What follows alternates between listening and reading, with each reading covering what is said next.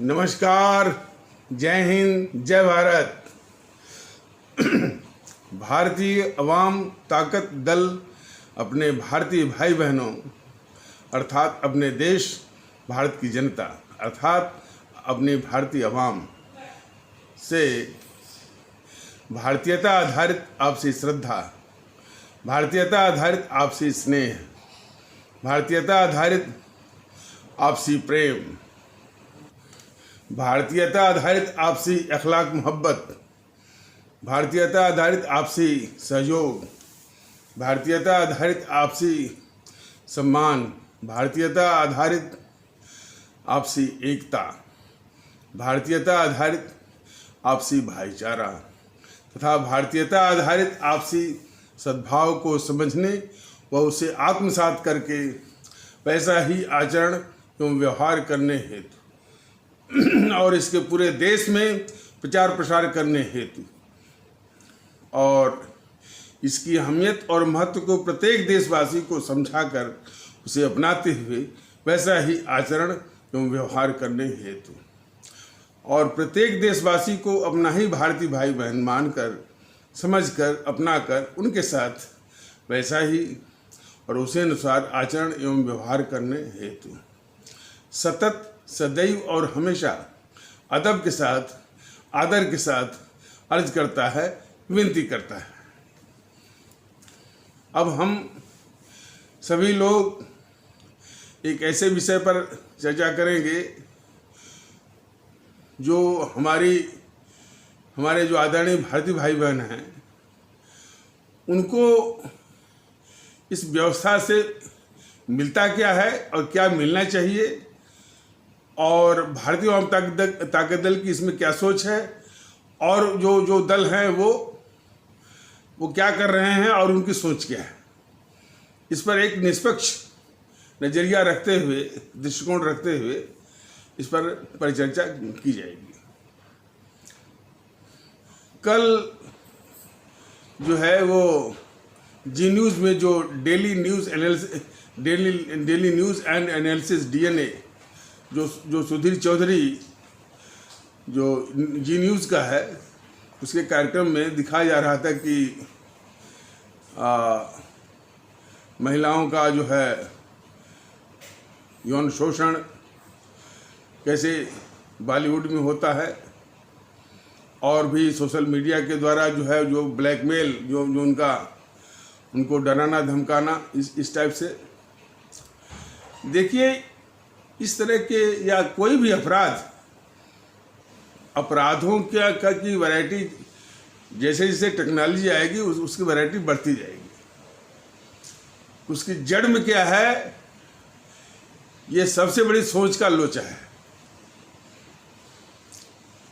भारतीय अवाम ताकत दल क्या कहता है कि माहौल ऐसा हो शासन का, प्रशासन का और पुलिस का कि अपराधी जो है आतंकित हों या वो बिल्कुल छोड़ के भाग जाए या अपराध करने के पहले वो 1000 बार सोचे और आम जो जनता है वो बेखौफ आए जाए, अपना जीवन निर्वाह करे और अपना जीवन यापन करे। लेकिन खौफ जो हो वो कोई अपराधी जो आपराधिक वृत्ति अपने दिमाग में लाना चाहता है उसके खिलाफ। जब तक ये माहौल नहीं होगा तब तक अपराधियों की तमाम वैराइटीज़, तमाम किस्में टेक्नोलॉजी के साथ तो और भी बढ़ जाती हैं। अब जब तक ये साइबर नहीं आता तो तब तक साइबर क्राइम और हमारी बच्चियों के साथ, महिलाओं के साथ इसे बढ़ता ही जाएगा। उसकी जड़ में है खौफ किसको हो, अपराधियों को। तो इसके लिए जो बराबर भारतीय अवाम ताकत दल कहता रहा है, अब देखिए भारतीय अवाम ताकत दल ने तो जो बताया था कि हमारे सुभाष चंद्र बोस जो हमारे आदरणीय राष्ट्रभक्त शिरोमणि नेताजी सुभाष चंद्र बोस का मॉडल था सख्ती, वो भी किसी राष्ट्रभक्त के द्वारा। अच्छा, तो वो तानाशाही की भी बात करते थे। तानाशाही का, चूँकि ये लोकतंत्री व्यवस्था है, तानाशाही वो मुमकिन नहीं है, लेकिन सख्ती तो बिल्कुल आवश्यक है और स्वागत योग्य है। तो सख्ती का, अनुशासन का, नियम पालन का और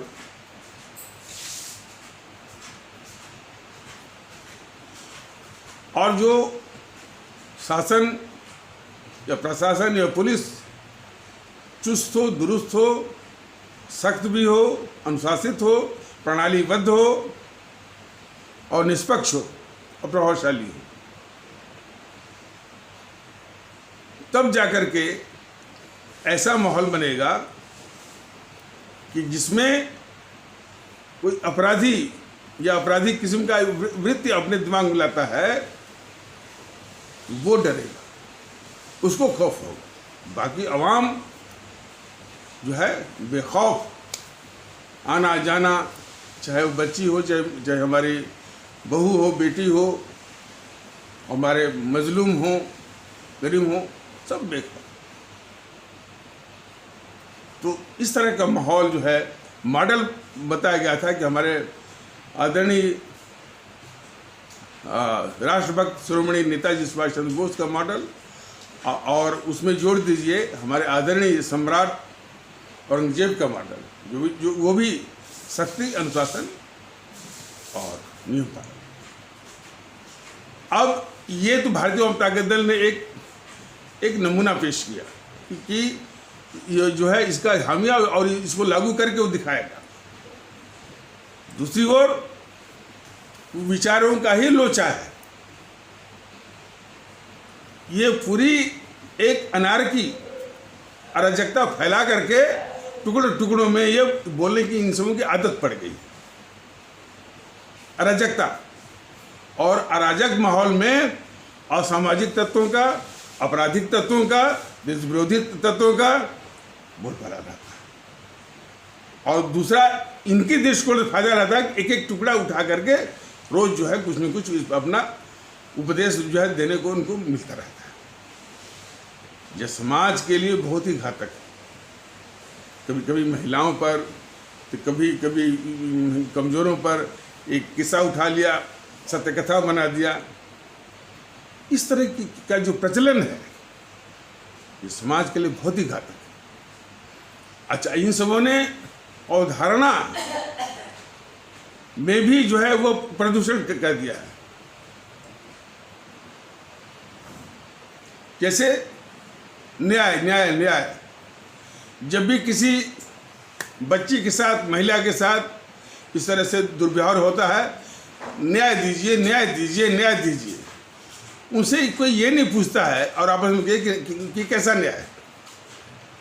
उसको तो उसके साथ तो दुर्व्यवहार हो गया। यदि आप बहुत प्रेस करेंगे अदालतों का अलग हिसाब है। 10-10 साल में फैसला, 15-15 साल में फैसला, सुप्रीम कोर्ट, हाई कोर्ट का तो कोई आलमी मत पूछिए, वो न्याय मिलेगा उसको।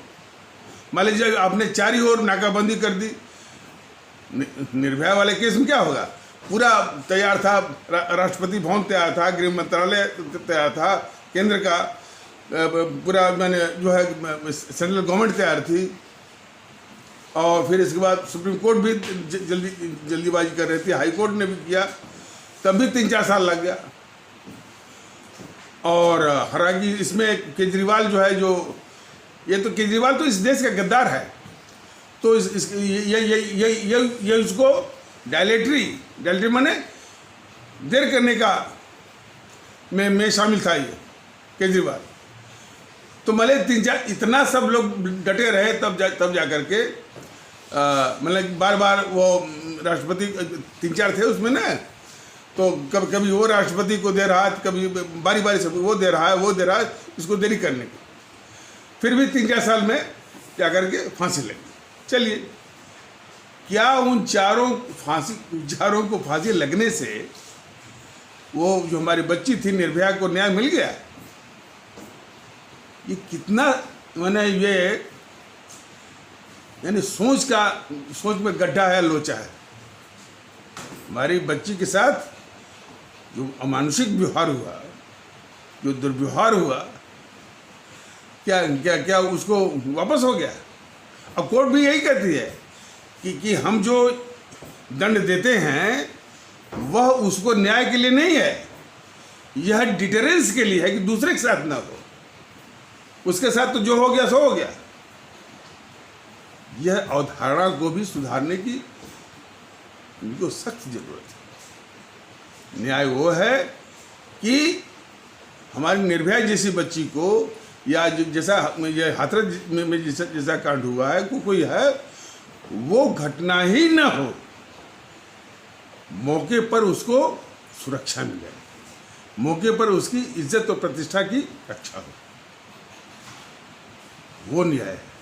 और फिर वही बात आती है कि ऐसा माहौल हो जो अभी भारतीय जनता दल ने पेश किया है, सख्ती का माहौल, जिसमें कि खौफ आपराधिक वृत्ति रखने वाले को हो, आम जनता बेखौफ रहे।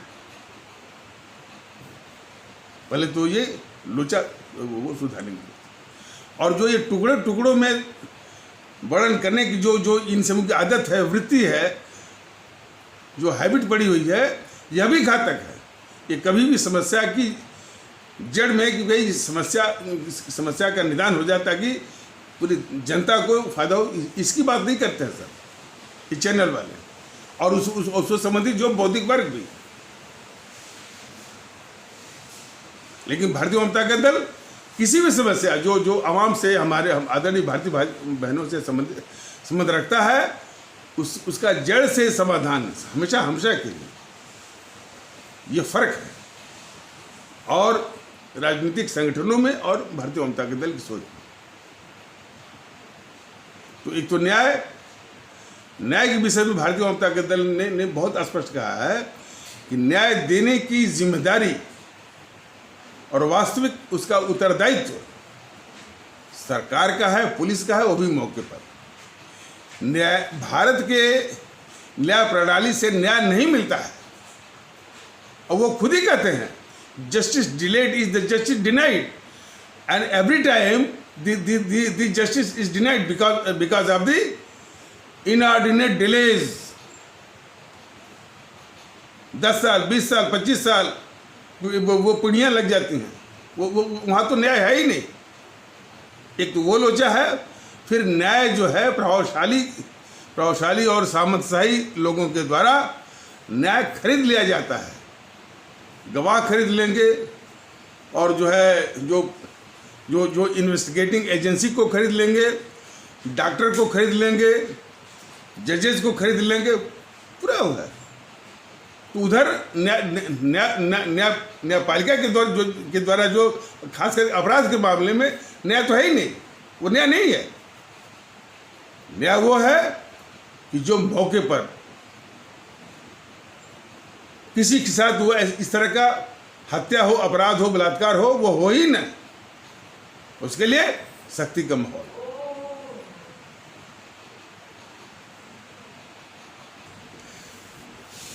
तो इसलिए इन समूहों ने अवधारणा में ही जो है वो छेद कर दिया है, लोचा, गड्ढा है। और इनकी जो मंशा होती है टीवी चैनलों की, और जो उससे संबंधित जो लोग आते हैं परिचर्चा में, समस्या का जो जड़ है, जो पेड़ है, उस पर बात नहीं करते हैं। उनकी मूल मंशा रहती है कि समस्या तो पड़ी रहे, समस्या का एक एक टुकड़ा उठाओ और हो हल्ला करो, नाम कमाओ, टीआरपी बढ़ाओ, बस और धंधेबाजी करो। अब जैसे बॉलीवुड के विषय में, बॉलीवुड किस गंदगी में फंसा हुआ है, क्या यह किसी से छिपा है? बॉलीवुड जो अंडरवर्ल्ड डॉन है, वो दाऊद इब्राहिम से लेकर और जो है उससे गिरफ्त में है, या किसी से छिपा हुआ है? वो भले वो अपने को पोज करें कि बहुत माने कि लोगों के हितैषी दिखते हैं, और जो है गरीबों के बड़े हमदर्द हैं, कुछ नहीं, एक आध अपवाद निकल जाते हैं, जैसे सोनू सूद निकले। अपवादों से बात नहीं बनती है। अपवादों के विषय में तो किसी मैंने विद्वान ने कहा है कि one swallow does not make a summer. अपवाद से बात नहीं बनती है कि एक सोनू सूद निकल गए तो पूरा जो है वो जो बॉलीवुड का पाप है वो धुल गया। उसी हम नहीं कहते कि बॉलीवुड शुरू से, एक ज़माना था, देश का विभाजन हुआ था, सांप्रदायिक जो माने भेद विभेद नफरत से पूरा देश वो सरचार्ज था। तब भी जो इनकलाबी ख्याल रखने वाले हमारे जो प्रोड्यूसर हों, डायरेक्टर हों फिल्म के, आज चाहे जो लिरिक्स हों, जो गीतकार हों, उन्होंने अवाम परस्ती का, मुल्क परस्ती का जज्बा बिल्कुल कायम रखा। कब? जबकि देश विभाजन के वक्त में भी के आसपास भी मुल्क परस्ती का जज्बा कायम रखा। ये चुनौती थी उनको। आप जो गीतकार साहिर लुधियानी साहब को देखिए, विभाजन के बाद वो लाहौर से भाग कर के आए भारत में। शकील बदाऊनी साहब को देखिए, शैलेंद्र को देखिए, और राजेंद्र कृष्ण को देखिए, हजरत जयपुरी को देखिए। इन लोगों ने वो जज्बा कायम रखा। एक शब्द शाहिर साहब का लोग भूल जाते हैं। जब उन्होंने कहा कि तोरा मन दर्पण कहलाए, फिल्म काजल का, क्या उनके अल्फाज है, क्या उनके शब्द हैं। तू हिंदू बनेगा न मुसलमान बनेगा, इंसान की औलाद है इंसान बनेगा। ये पैगाम दिया है उन्होंने, शाहिर साहब ने। कब?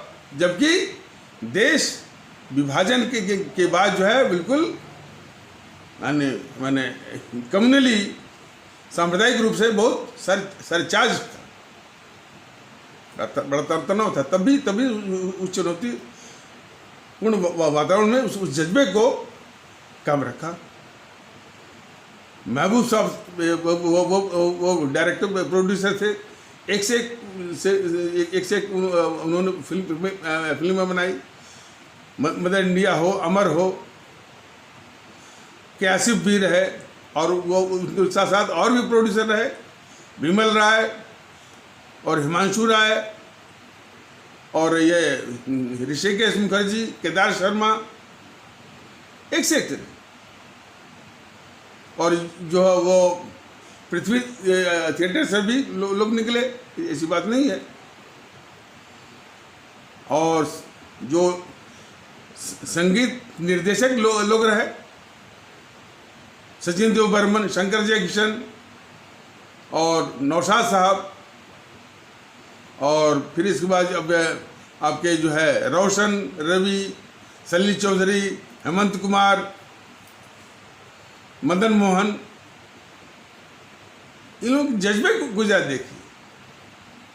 और उसके जब ये दौर ख़त्म हुआ, तब इसके बाद जो है सन 70 के दशक में ये दाऊद इब्राहिम वगैरह फलाने ठिकाने जो है आकर के इन सबने कब्जा कर लिया। और आज गिरावट का वो स्तर हो गया है कि वहीं से जो है आमिर खान, शाहरुख खान यहीं से शोहरत भी कमाते हैं, नाम भी कमाते हैं, पैसा भी कमाते हैं, और पैसा देते हैं पाकिस्तान को। आमिर खान जो है वो मिलने जाता है टर्की, जो टर्की जो है अंतर्राष्ट्रीय स्तर पर भारत का सबसे बड़ा विरोधी है। ये जावेद अख्तर अपने को बहुत इनकलाबी बोलता था। यह जो कि नारा जो लगाया कि भारत तेरे टुकड़े होंगे, इंशाअल्लाह भारत की बर्बादी तक जंग जारी रहेगी, उसका चुनाव प्रचार ये किया। ये गद्दार जावेद अख्तर और उसकी बीवी गद्दार जो है वो शबाना आजमी।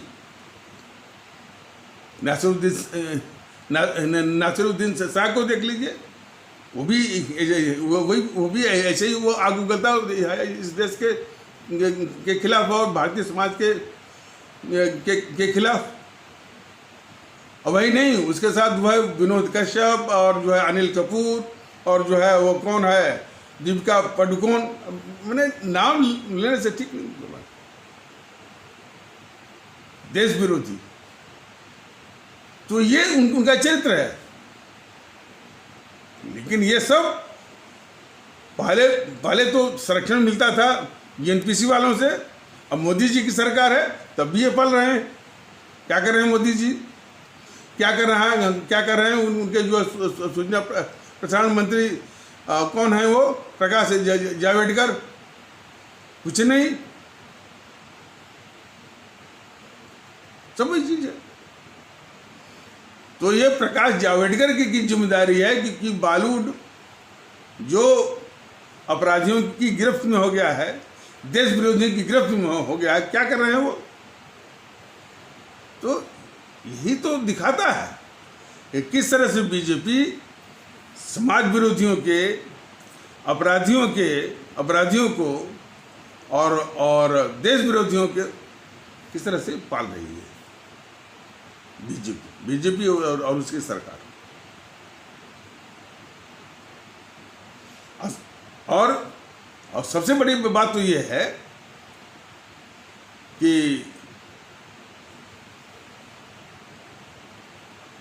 नारी बोलते ना आधी आबादी नारा देने में तो बहुत आगे हैं, सिर्फ नारे तक है नहीं इन सबों की बात, आधी आबादी। लेकिन नारी सम्मान के साथ क्या खिलवाड़, जेएनपीसी तो इस देश की है ही नहीं, हमेशा दुश्मन रही।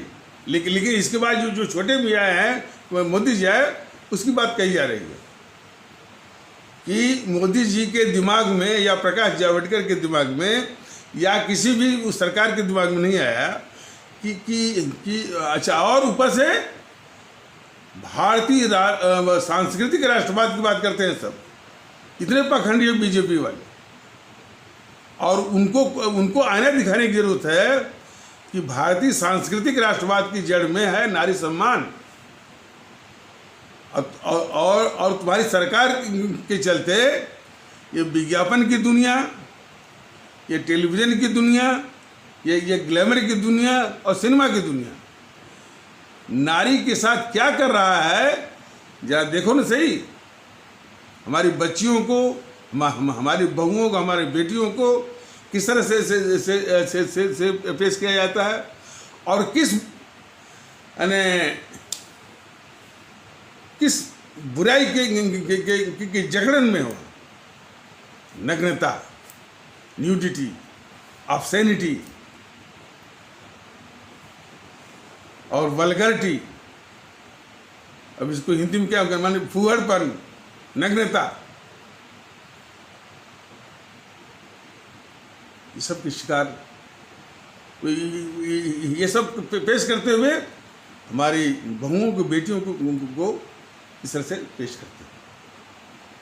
सरकार की कोई प्रतिक्रिया नहीं, टीवी चैनल वाले वो उनका बिजनेस है, कोई प्रतिक्रिया नहीं कि क्या कर रहे हैं।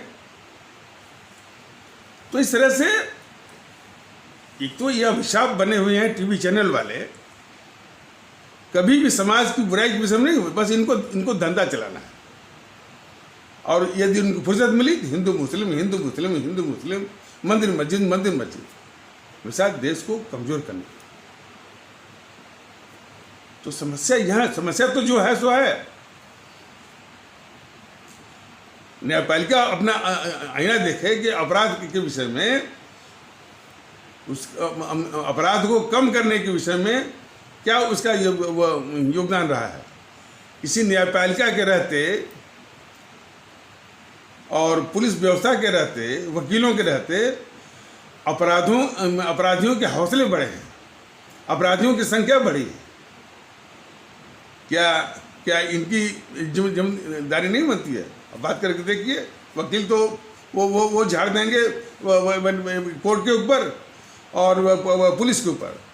पुलिस से बात करिए तो खैर पुलिस के पास जुबान नहीं है बेचारे कि कोई उसका प्रवक्ता है या पुलिस अधिकारी को क्या बोलेगा, लेकिन फिर भी कहेगा भाई हम क्या करें, हम तो जांच वाँच करते हैं और वकील लोग जो है तो वहाँ मिल जाते हैं अपराधियों से और कोर्ट भी उनके पक्ष में हो जाती है, हम क्या करें।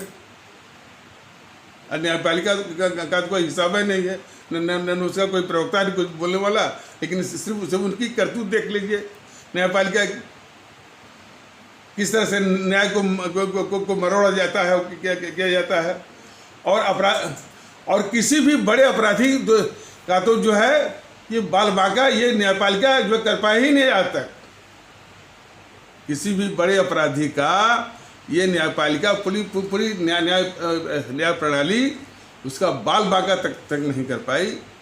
कौन सी न्याय व्यवस्था है पता नहीं। भारतीय जनता दल बराबर ये कह रहा है कि हमारी संस्थाओं में कोई खोट नहीं। जिन संस्थाओं की कल्पना और स्थापना हमारे उन तमाम राष्ट्रभक्त और विद्वानों ने की है, डॉक्टर राजेंद्र प्रसाद और हमारे बाबा साहब अम्बेडकर इत्यादि लोगों ने भारत का संविधान बनाकर इनकी ये व्यवस्था दी है, तो संस्थाओं में कोई कमी नहीं है, चाहे न्यायपालिका हो, चाहे विधायिका हो, चाहे कार्यपालिका हो। इसमें किस तरह के तत्व भरे हुए हैं, प्रॉब्लम उसे है।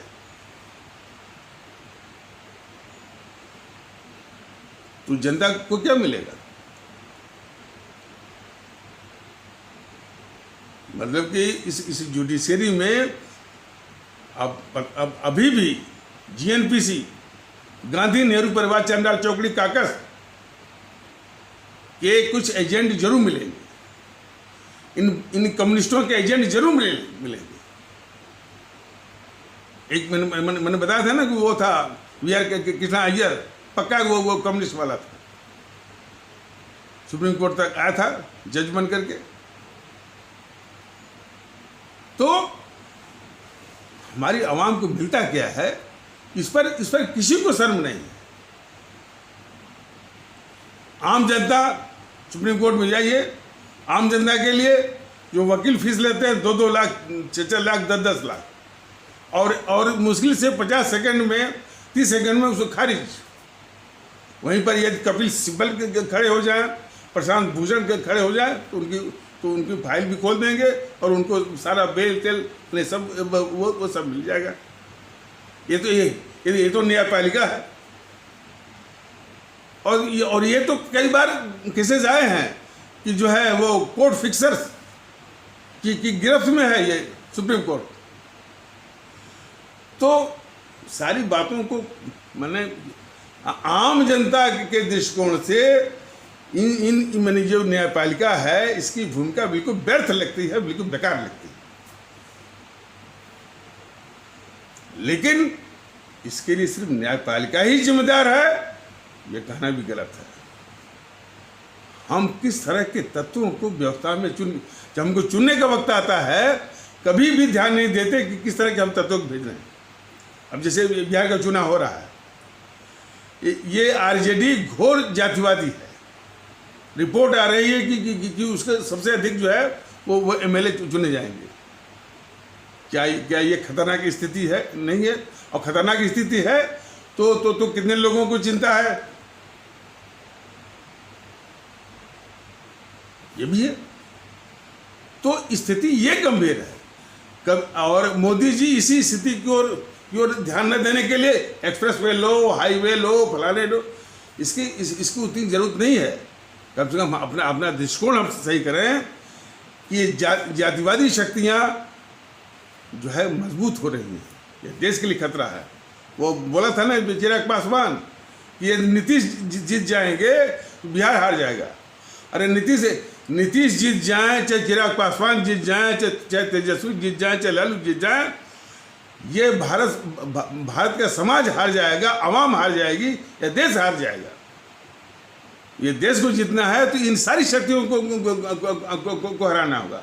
एक जो है वो नीतीश को ही नहीं, चिराग पासवान को भी परास्त करना होगा। चिराग पासवान हुए, तेजस्वी है, लालू हुए, नीतीश हुए, बीजेपी को भी और जेएनपीसी को भी। तब जाकर के ये देश वो जीतेगा।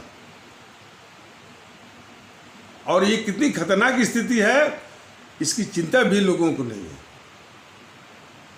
खैर, इसको जगाने के लिए भारतीय जनता दल आप सभी के बीच में जरूर आएगा। मतलब तैयारी उसकी चल रही है।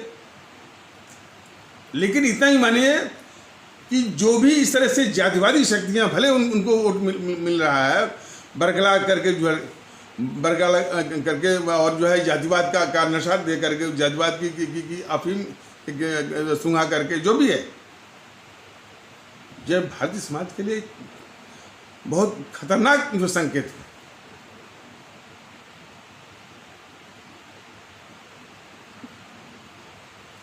थोड़ा सा संयोग विपरीत रहा। भारतीय जनता दल सोच रहा था कि इसमें जो है जो ये चुनाव आ रहा है, इसके पहले भारतीयता का संदेश कम से कम उस बिहार के पावन धरती से पूरे देश को दिया जाता। खैर, मौका नहीं मिला, कोई बात नहीं है, और भी मौके आएंगे। लेकिन इतना ही भारतीय जनता दल का अपने बिहार जो भूखंड है अपने देश का, उनको यही कहना चाहता है कि जातिवाद की बात सोचना करना भी देश के साथ मतलब कि वो गद्दारी है। बिल्कुल ये भाव आना चाहिए। जातिवाद भी इस देश के साथ देशद्रोह है। अब तक अपराधी जीत रहे थे, अब जो है वो देशद्रोही को भी समर्थन मिल रहा है। तो स्थिति बड़ी खतरनाक है। जिन कारणों से यह देश गुलाम हुआ, वो कारण आज और मुखर हो रहे हैं, और प्रखर हो रहे हैं, और मजबूत हो रहे हैं। तो चिंता इस बात की है। तो एक तो रहा कि ये समाज को क्या मिल रहा है। मोदी जी इस पर ध्यान नहीं दे रहे हैं, और हमारी जो आवाम है और हमारे आदरणीय भारतीय भाई बहन हैं, वो जो सरकार से मिलने वाली सुविधाएं हैं, सेवाएं हैं, उसके लिए किस तरह से हमारे भारतीय भाई बहन भटकते हैं छोटे छोटे से काम के लिए, उसका नमूना जरा मोदी जी और योगी जी फलाने जरा देख ले। उधर बड़ा शासन, एक अदना सी सर्टिफिकेट के लिए वो तहसील के 10 चक्कर, वो रिश्वत खिलाइए, वो जो है वो तहसीलदार के बाबू को, फिर एप्लीकेशन लिखने के लिए तो वो बैठा हुआ है वकील, वो अलग से पैसा लेगा। इसको इस तरह की तमाम है। छोटी सी भी कोई सर्टिफिकेट के कागज लेना है तो ब्लॉक का 10 चक्कर, थाने का 10 चक्कर, बिजली विभाग का 10 चक्कर। इसका अंदाज है कि नहीं वो मोदी जी को, योगी जी को। ये तो रहा उस सेवा के विषय में। शिक्षा के क्षेत्र में कैपिटेशन फीस और तमाम तरह के फेक और एजुकेशन जो स्टैंडर्ड है, जो क्वालिटी एजुकेशन है, उसकी हत्या करने वाले तमाम, यानी कुकुरमुत्ते की तरह तमाम वो इंजीनियरिंग कॉलेज, मेडिकल कॉलेज और भी सब खुल गए हैं। इस पर भी ध्यान है कि नहीं मोदी जी का और योगी जी का। तो ये सब तबाही कर रहे हैं अपने देश में। हालांकि इसकी जड़ में मोदी जी योगी जी नहीं है, यही सपा वाले और जेएनपीसी वाले पैसे ले करके तमाम इस तरह के सबने खोल दिया। सपा वालों का तो कोई हिसाब ही नहीं है, सिर्फ गुंडागर्दी, देश में गुंडागर्दी, प्रदेश में गुंडागर्दी, यही उनका जो है वो समाजवाद है। जब इनका शासन आता है ना, तो हर थाने पर इनके वो एमएलए बैठ जाते हैं। शायद इनको मालूम नहीं है, लखीमपुर खीरी में इस्लाम आस्था वाले समाज से कई बच्चियों ने आत्महत्या कर ली इन्हीं समाजवादी गुंडों के प्रताड़ना के कारण। ये समाजवादी जरा इसको सुना है। और जौनपुर में वो कुछ भूमिहीन किस्म के थे, इस्लाम आस्था से उनको कुछ भूमि अलॉट हुई थी। यही समाजवादी गुंडों ने यानी जमीन अलॉट होने के बावजूद भी वो उस पर कब्जा किए हुए थे। हमारी पार्टी के एक थे वो समरनाथ यादव, उनको मन लगाया था कि भाई वकील साहब जरा इस केस को देखिए, और जो जिस भूमिहीन को जमीन मिली है, हालांकि जो भूमिहीन थे वो इस्लाम आस्था वाले समाज से ही थे, तो उन्होंने बताया कि सर हमने जो है वो जो कानूनगो से भी बात कर ली है, एसडीएम से भी बात कर ली है, डीएम से भी बात कर ली है, वो एक ही जवाब देते हैं कि साहब इस शासन को बदलने दीजिए। वो हाथ जोड़ देते हैं। इस तरह की गुंडाई वो चलती है समाजवादियों और वो समाजवादियों के शासनकाल में, और ऐसा ही नमूना होता है बहुजन समाज पार्टी के शासनकाल में। तो ये क्या देगी इस समाज को, और आरजेडी की क्या देगी? लालू प्रसाद यादव जब वो मुख्यमंत्री था, इतनी घिनौनी किस्म की वो जाति हिंसा हुई थी, क्या बोलेगा वो? ये एमओआई क्या होता है जी? आरजेडी पहले ये बताए एमओआई क्या होता है इस देश में। लेकिन नहीं, अब उसको एमएलए जो चुने जा रहे हैं, चिराग कर रहा है कि यदि नीतीश जीत जाएंगे तो बिहार हार जाएगा। अरे भाई, नीतीश ही नहीं, यदि तेजस्वी लालू जीत जाएंगे, नीतीश जीत जाएंगे, चिराग जीत जाएंगे, इस तरह के, तो भारत हार जाएगा, भारतीय समाज हार जाएगा, अवाम हार जाएगी। तो अवाम को सोचना है कि भाई कि इन समाज को तोड़ने वाली शक्तियों को हराना है या अपने खुद हार जाना है इनसे। ये फैसला उसको करना पड़ेगा। ये काले अंग्रेज हैं, जिन काले अंग्रेजों के कारण जो है वो सफेद अंग्रेज यहां पर कामयाब हुए थे, इनको परास्त करना। और बस एक ही इसमें सिल्वर लाइनिंग है कि कोई आंदोलन नहीं करना है, कोई इस तरह से हिंसा नहीं करनी है, कोई अपशब्द नहीं बोलना है, कम से कम वोट के माध्यम से इनको परास्त करना है। जो बीत गई सो बीत गई। अब आगे आने वाले चुनाव में पश्चिम बंगाल का आ रहा है, भारतीय जनता पार्टी पूरा जोर लगाएगा, पूरा समझाएगा कि सारी शक्तियों को, चाहे टीएमसी हो, चाहे बीजेपी हो, चाहे जीएनपीसी हो, इनको परास्त करना है शून्य वोट दे करके। ये हमेशा दिमाग में रखिए। और जब शून्य वोट मिलेगा तो वहीं से शुरुआत होगी। और भारतीय जनता दल भी अब अपने कैंडिडेट खड़े करेगा।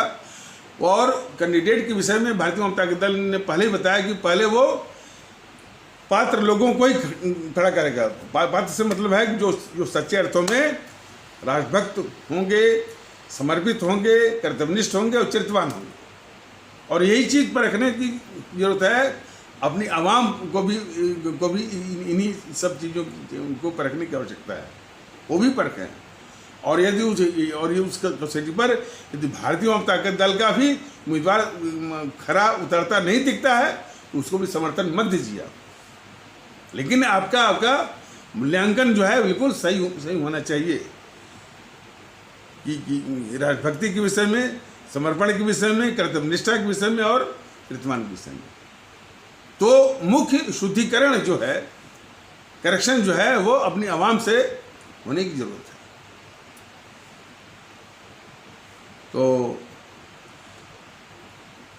तो उसकी सेवा के विषय में तो सेवा तो जो है, चाहे मैंने जो डिलीवरी सिस्टम है, चाहे वो सुरक्षा है, चाहे लॉ एंड ऑर्डर है, वही मॉडल हमारे योगी हमारे आदरणीय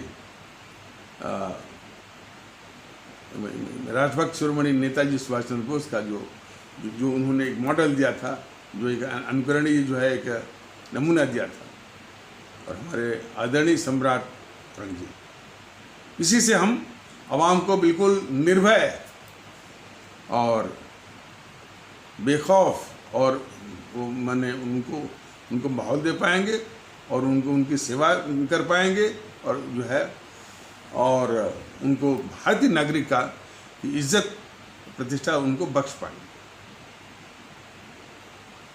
बाकी अच्छा, लेकिन उसके पहले इन सारे देश के दुश्मन ताकतों को, जो राजनीतिक दलों के बेस में है, भारत के दुश्मन ताकतों को, भारत समाज के दुश्मन ताकतों को परास्त करना होगा। पहले ये मन में ठानी है, जातिवाद के मोह से बाहर निकलना होगा। जातिवाद इस समाज का बिल्कुल जहर है, घातक है। MY का फार्मूला लगाने वाले को उसको ठिकाने वो दिखाना पड़ेगा, बहुत जरूरी है। तो इस तरह का दृष्टिकोण जो है अपनाना है भारतीयता का, कि हम सभी भारतीय हैं, और जो भी इसके इतर जो जातिवाद की बात करता है वह इस देश का, इस भारतीय समाज का शत्रु है, और शत्रु को परास्त करना है शून्य वोट देकर के। तो इन्हीं आवश्यक शब्दों के साथ इस आवश्यक परिचर्चा को यहीं पर विराम दिया जाता है। तब तक के लिए नमस्कार, जय हिंद, जय भारत।